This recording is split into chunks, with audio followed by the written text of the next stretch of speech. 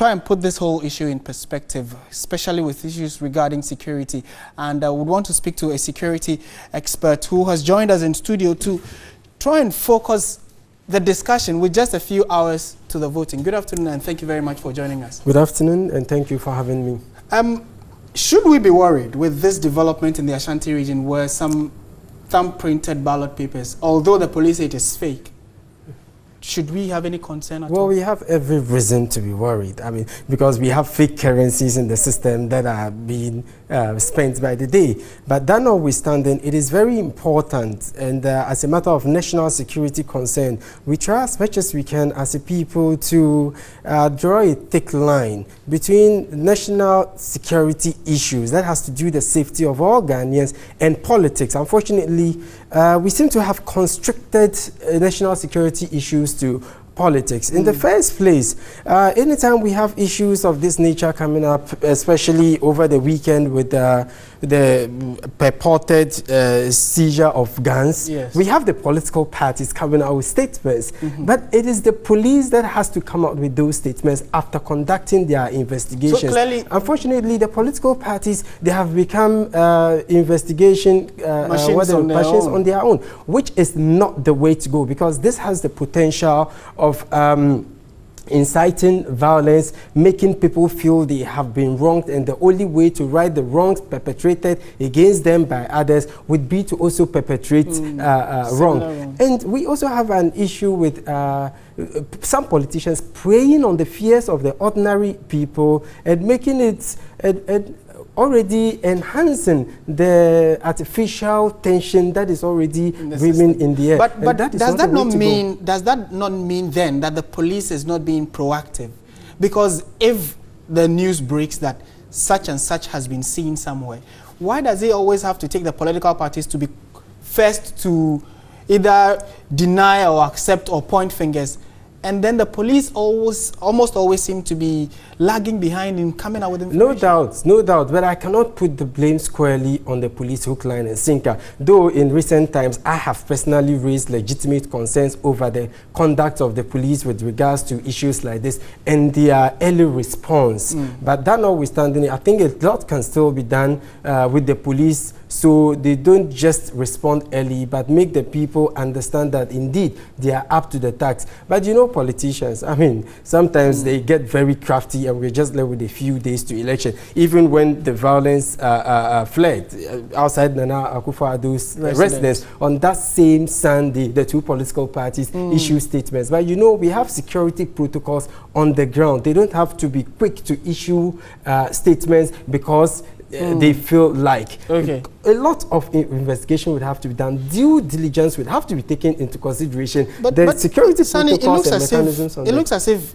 it is in the last 2-3 days that this thing seems to be coming out. Is it I mean, from wearing your security lenses, do you think that is a deliberate ploy to divert attention from major issues? Or these are real things that the state should be concerned about? Well, there are real things we should be concerned about. Whether they are fake or not, well, the police has confirmed that indeed these ballot papers are fake. But of course, someone somewhere is up to mischief. I mean, it could be either side of the political divide, and the police would have to be up to the task. Everywhere, all over the world, we have instances, especially when we're left with a few days to the election. Even in the US, we're just left with like 2 or 3 days to the election, where the FBI director issued a statement to the effect that Hillary Clinton did no wrong with her email issue. So it is, I mean, something that happens everywhere. Stay with us. We have some other related issues that has to do with security, because the National Election Security Task Force, we are told, is set to deploy personnel to the 29,000 polling stations across the country ahead of the December 7 polls. That activity is currently ongoing. Personnel would be deployed to the polling stations, patrol, rapid response and reserve forces at the national, regional and district levels in line with national operation order of the Election Security Task Force. The police, we are told, has assured that patrols would be intensified throughout the country to reassure Ghanaians that everything would be under control. And Peter Dato is our reporter. He is currently at the Independence Square where this activity is taking place. Peter, good afternoon and thank you for joining us. Good afternoon, Martin. How many security personnel are being deployed?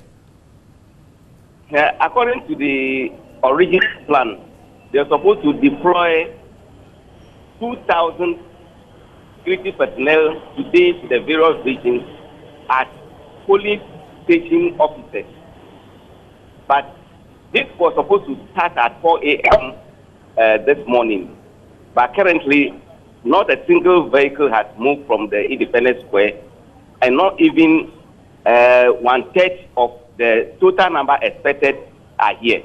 According to the police, the difficulties with the special voting exercise had made it extremely difficult to assemble the men, because they have to realign their arrangements and change people who are not originally scheduled to go today to replace those who have not voted, so that they can stay near their constituencies and vote on Wednesday before moving to another duty point. But Peter, what does that then mean for forces or security personnel that have to go to the extreme parts of the country, the northern and Bonohaf and eastern regions? If they have not moved as of now, what is the police saying they are going to do before they can leave? The movement is going to be done today, that perhaps the arrival time at the various destinations will delay. But as it is now, they are still assembling the men, and by 2 o'clock, they said the first vehicle at least have to move from the place to the various regions, and they would have to arrive later than scheduled, because if they had moved at 6 o'clock, 7 o'clock, they would have been far on their journey now. Okay. So the major issue now is the arrival time, but according to the Director General Operation, COP Christian Tete, everything is on course, and they are going to assemble the men as they need.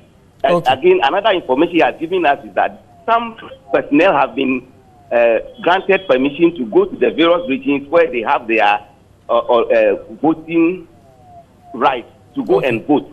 So they have sent circular to the various regions asking those men, women to report to the regional commanders after voting on Wednesday, so that they will augment the forces that are being sent from the national headquarters today to work. So there is still assurance that they are going to mop up all the time they needed for every exercise to be conducted in the right frame. Thank you. Thank you very much, Peter Adato, for that update from the Independence Square, where some personnel are being deployed. He's a reporter. And let me come back to you, Sunny. This was expected, wasn't it? That there will be some form of discomfort and apprehension from the security personnel who could not vote in the special voting. How would this affect, or could it affect the elections? Well, indeed, it's important that we first of all identify the objectives of election security, and we have 3 major objectives. The first one is for the security protocol on the ground to protect electoral officers and whoever is in charge of, or whoever has a role to play in the democratic process. Secondly, they are supposed to, of course, provide security for the IT infrastructure and the information technology platform through which the results would be collated.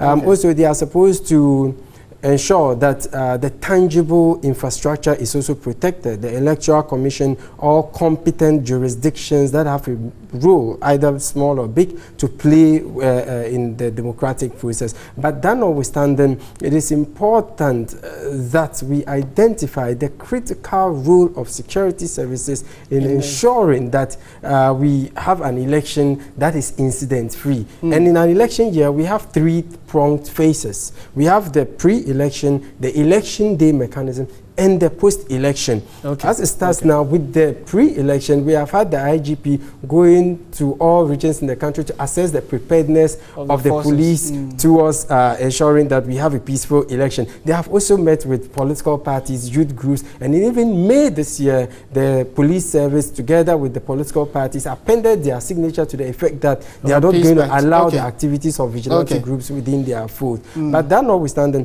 when we had these issues with the police and other security services not having their names in the register, I haven't minced words in calling on the Electoral Commission to have an efficient and effective complaints addressing system. By meeting with the military or the police high command, they should be able to fashion out strategies. Put strategies in place. They would I'm hoping that by close of day today, all of them may be able to, go to the places to cast their ballot, because it's also a very important national exercise. But thank you very much, Sani Adib, for your insight. He's a security analyst and helping us understand what is currently ongoing in the country and the fact that security are being deployed nationwide. This is still Midday Live on TV3.